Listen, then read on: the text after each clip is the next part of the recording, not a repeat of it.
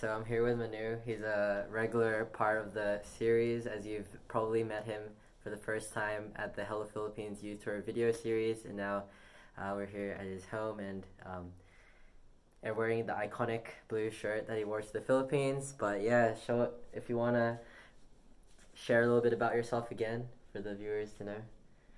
Oh, all right. Hello, my name's Emmanuel. I'm 19 years old. I accompanied IC on the Hello Philippines Youth Tour a few months ago. I'm currently studying biotechnology at UTS. And I guess my hobbies are soccer. First impressions of each other. I'll go first. So, Manu, for context, came back from World Youth Day. It was very close together, and then I think it was just a day difference, and he had to fly to the Philippines. And then he was very tired. I never met him. He's the type to be off the grid. So I know a lot of 18 to 20s are on social media. You want to post and share what you love, share with friends, that sort of thing. But this guy, you got no dirt on him, no photos whatsoever. So yeah, it was that and this tall, half Dutch, half Filipino looking guy, tired. Yeah, that was it. Yeah, I think I first met you as entering the van on the way to dinner that first night, because you did not arrive with us in the Philippines. Yes. So I think based off the reactions of the other girls, and I got the idea that you were extroverted, quite funny person, an avid YouTuber. Because the girls were talking about that part of you before I met you. Next topic. Let's move on and talk about a universal topic, language. The language of the Filipinos is love. Whether it be heartbreak, whether it be falling in love for someone, Filipinos love getting to know about the love life. So let's share a little bit about our love lives, and also, yeah, let's just start from there, So, Manu, you want to share a little bit? Don't have to reveal any names, but yeah, any interests that you've come across, from the trips that you've been on? Negative? No? But you've had... Stone cold. Focused. That's all that he'll share in camera. There has been a few interests from the Philippines trip.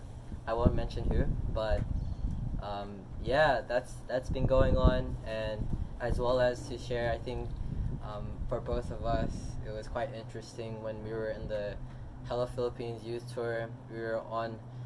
It was us two for majority, and then we had our mate Edward come into the picture. But for the most part, we were female dominant, and living and experiencing all these different things with the girls, and having them talk about their. I think that was one of our interactions was in the van, and the girls talking about their types. Other type, and yeah, what did this guy say? Something to do. One of the girls was like, "Oh yeah, I'm into rugby, guys," and yeah, I play rugby. And he played rugby. All of a sudden. But yeah, just quickly, what's your type in a girl? Yeah. Oh yeah. Yeah. That will do. Personality. Okay. I would say personality too, but as well as someone who's kind, nurturing, responsible, and has their own thing going on for them. I think ideally would be a relationship, partnership where we're sort of building this empire, and it's not just one-sided. But yeah, talk about the post-travel sad boy energy that feel a lot of people get through when coming back to reality from the trip. So I'll go first to share that it was a very hard time, a few weeks, and I felt like even just during the trip that I had to prepare myself mentally, emotionally, about coming back and leaving the vacation, the islands, the food, the people, repeat life as a routine or a habit. So yeah, it was quite rough, but I think for now, you gotta set yourself some goals and something to look forward to. Even if I think the Hello Philippines maybe have another round two next year for that. So just planning ahead for that, and that's what keeps us going. But yeah, what about you? How was your experience post travel? Yes, I was a bit sad as well after coming off two trips, Portugal and Philippines. It's going back to mundane life is a bit of a hard pill to swallow because I had a lot of time to experience different parts of the world, different people, different cultures. To wrap it up, let's conclude. Would highly recommend if you guys get the opportunity to travel, do it. And there's definitely a lot of merit and opportunity that goes by, and a lot of, for me personally, it was a lot of risk and fear of thinking about the thoughts of, is this really worth it? Am I putting myself at a disadvantage for putting myself out there and stepping away from the routine of life? Because I could have used the money from the trip to use it for something else, but it was a gamble, and at the end of the day, it's a rewarding one. I'm sure many other travelers can speak on themselves, but the last thing that we're gonna briefly talk about is what or how has the overseas travel experience changed you as a person? So before and after, sort of. Yes, the overseas travel experience has made me more proactive. It helped me see that in every event or situation I'm in, that there's opportunity to take advantage of, or for example, meeting new people or furthering the goals that you've set for yourself. And I think that has been my big takeaway from the trip. Before coming to the trip, you don't really realize or have that.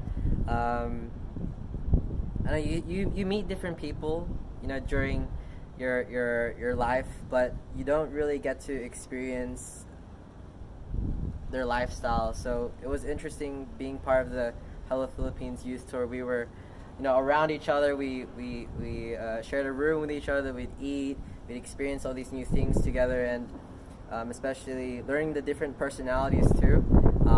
It was really fun to see how people were reacting and sort of how you would communicate, and sharing all these abundant experiences and stories to take back. And I think it's just made me more as a person, independent, more open-minded to people, eyes on what I need to work on, because traveling makes you realize what you like and what you don't like about yourself.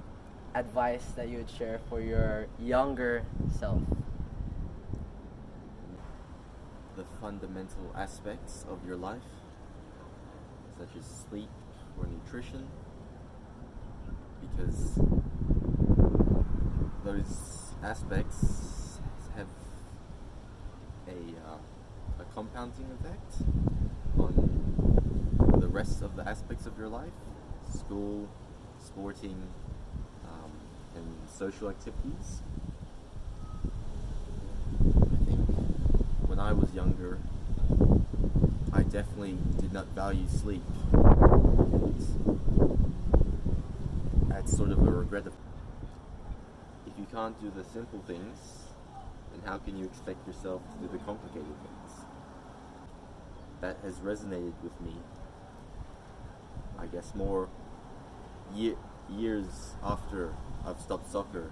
It still resonates with me because your chance. Okay. That was my cue. Okay, passing the mic. That was a mic drop moment.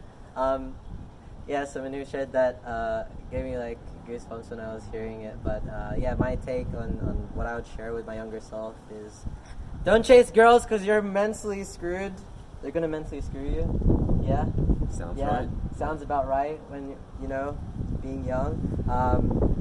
But other than that, I think for me, it's definitely now I feel like I am proactively looking to challenge myself in social situations and sitting with the uncomfortable and finding ways to coexist with people. I was part of the Hello Philippines youth tour, and I had my own journey in America too, and traveling by myself, solo travel. So I think for my younger self, it was just to keep on stretching that and to not run away, because I think that's a natural reaction. Coping mechanism is just to isolate yourself or to avoid those situations. So I think that, and to be open to being vulnerable to people too. That's my take on younger IC, or the younger people. He's 19, I'm 21. So younger people out there, viewers that are watching and young at heart, you guys can take away or comment down below on what your piece of advice are and what your piece of favorite part of the video is. And yeah, I think that wraps it up pretty nicely. Like, share, subscribe if you haven't already, and we'll see each other soon. Part of the series. Hey. Bella.